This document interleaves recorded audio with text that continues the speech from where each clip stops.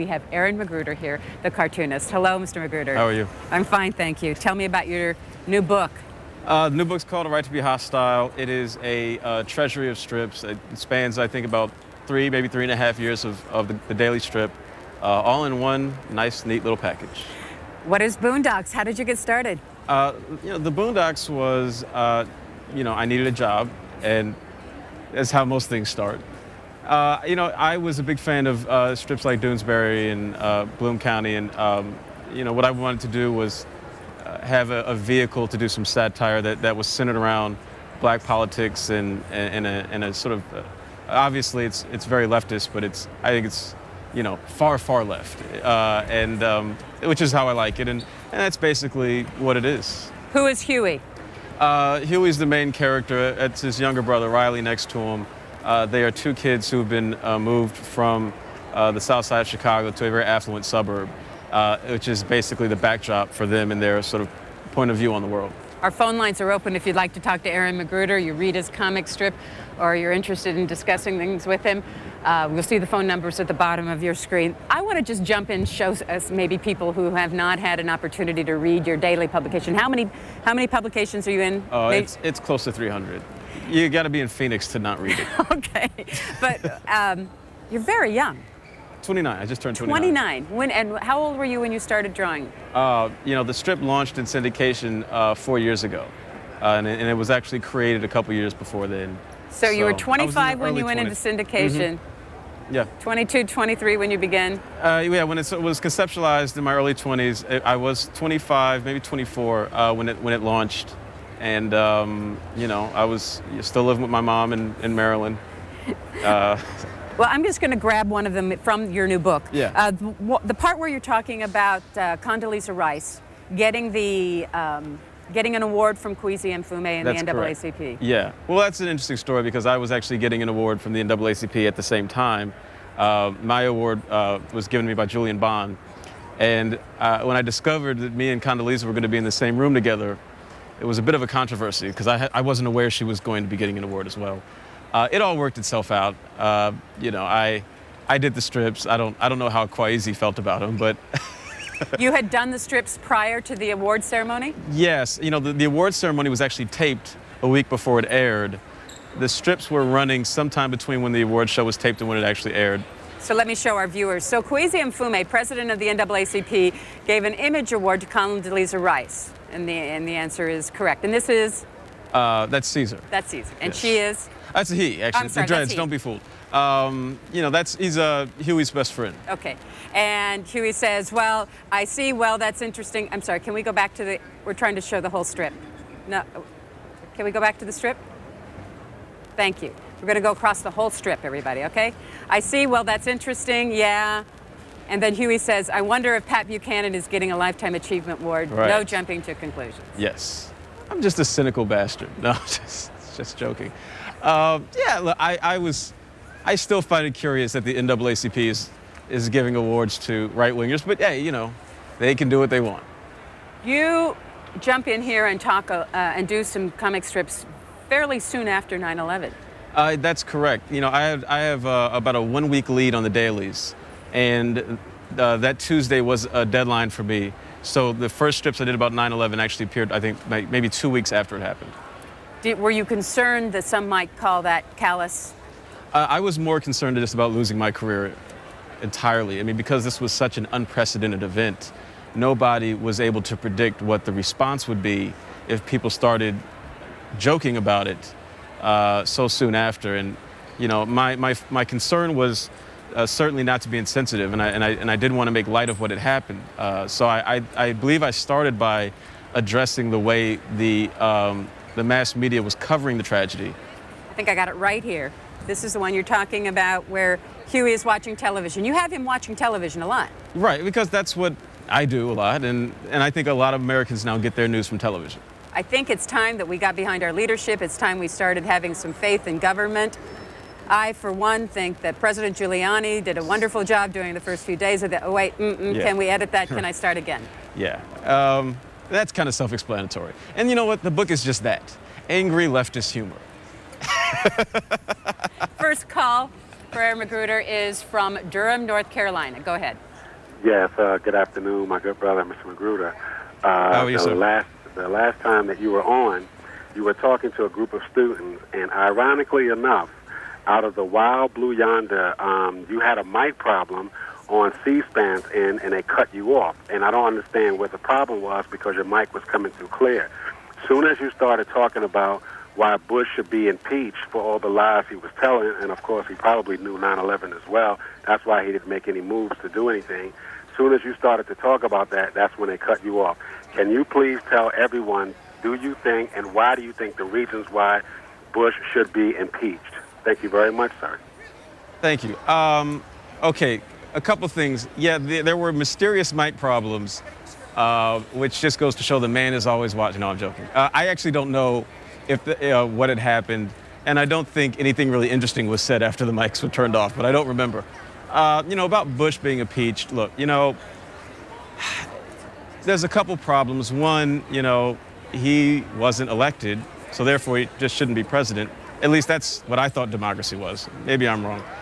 Two, several people have raised just intelligent questions regarding, and this is not to get into conspiracy theories about 9/11, it's just to say, okay, there was gross negligence. And let's really look at federal law.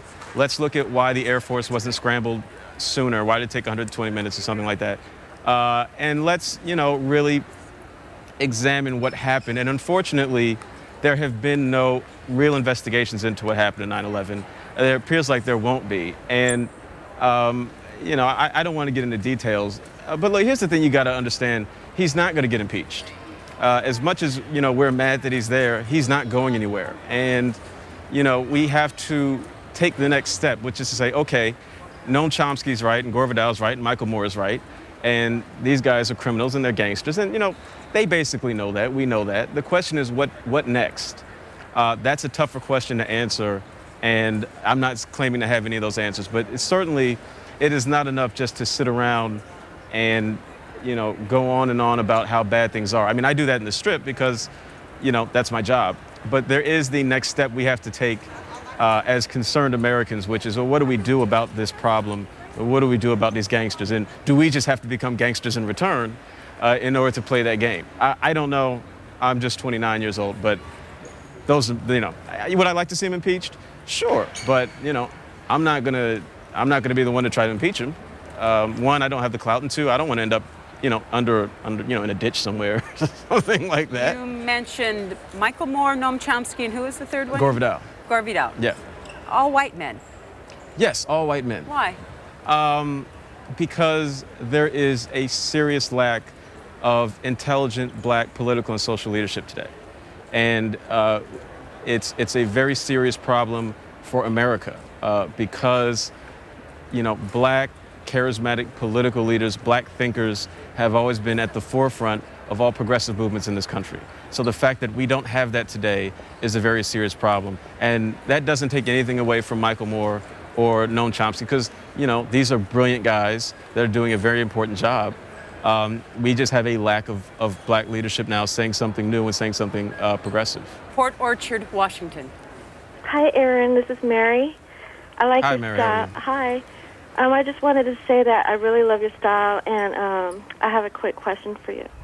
I want to hear your take on reparations, and also I'm an Asian American, also a minority, and when I was going to college, I was trying to look for grants and scholarships, and there really wasn't a lot for me, and I just wanted to say that there was a lot of opportunities for African Americans in America, which I thought, was kind of unfair for me because there's thick books out there, for looking for opportunities to go to college. So I wanted to hear your opinion on that. Right. So you're basically saying that it's just easier for black people than it is for Asian Americans. That's what I felt, That's because what you felt. yeah, that's what I found it hard for me to find a lot of grants and scholarships to actually go to school. Right. I will say this. I think the greatest lie that has been told in America is that it has somehow ever been easy to be black. That it's ever been easy to do anything. And the problem is we all sort of limited by our own personal experience. I don't doubt that you had a tremendous struggle to, you know, to find the monies to pay for school and all of that. But the idea that somehow it is easy for Black Americans is just a flat-out lie. And yes, you know, maybe there were a bunch of books, maybe there weren't, but you have to understand that America's hatred for Black people is institutional, and it is not just about race and color. It is about the institution of slavery, which is a very unique thing, and the way that impacted Black Americans through our history. And that impacts us in every aspect of our lives, including the situations in which we're born into. So, yes, I can't speak specifically on your situation. I can say that if you look at the number of Black men in jail, if you look at the tremendous obstacles that Black people have to overcome just from the moment they're born, if I were you, I'd be real happy to be Asian. Just go, yeah, just be, you know, you don't want to be Black. As much as you think you do, you really don't. And it's not easy. And there's no way for me to really get you to understand that without you living as a Black person, which you shouldn't have to do. But just understand that, you know, there's a really deliberate spin going on now to try to dismantle affirmative action. And the way they do that is to make it seem like, you know, Black people, incompetent Black people, are just wandering into school, wandering into the Washington Post or the New York Times and messing things up. And it's just not true. Where'd you grow up? I grew up in Maryland. Baltimore or? Actually in Columbia, which is right in between Washington, D.C. and Baltimore. And where do you live now? I live in Los Angeles. And where did you go to school? University of Maryland. I majored in Afro-American Studies, the concentration in social and cultural analysis. What did your parents do? What was your growing up like? Politically? My parents were not overtly political. They had a tremendous amount of common sense, which I like to think they passed on to me. But, you know, I think like most middle-class Americans, their primary concern was raising good kids and getting the bills paid every month. And politics and, you know, struggle against the man was a luxury that most people just can't afford.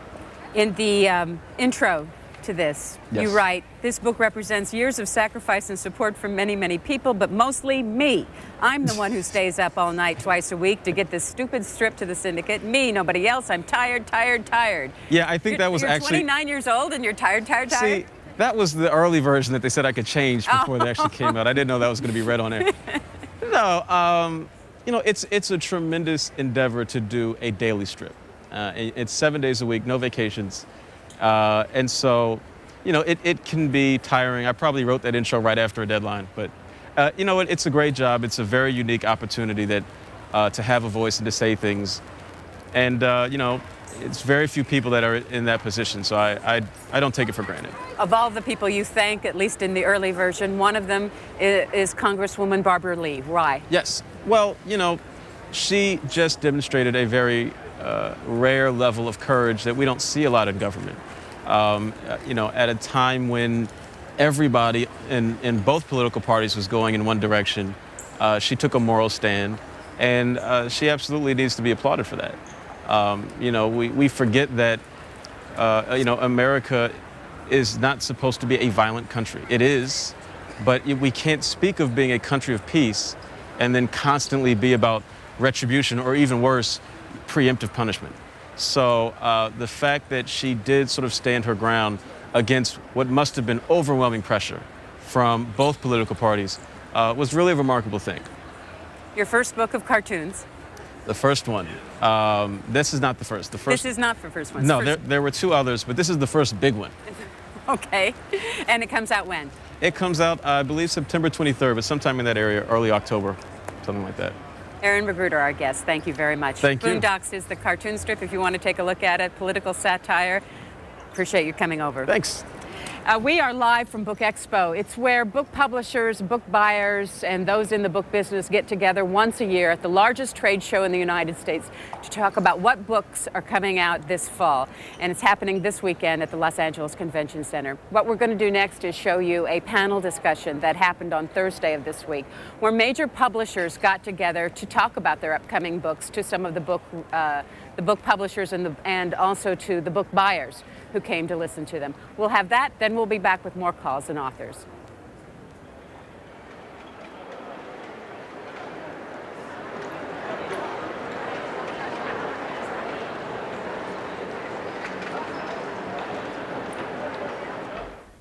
Well, I'm delighted to see so many people turn out for our program.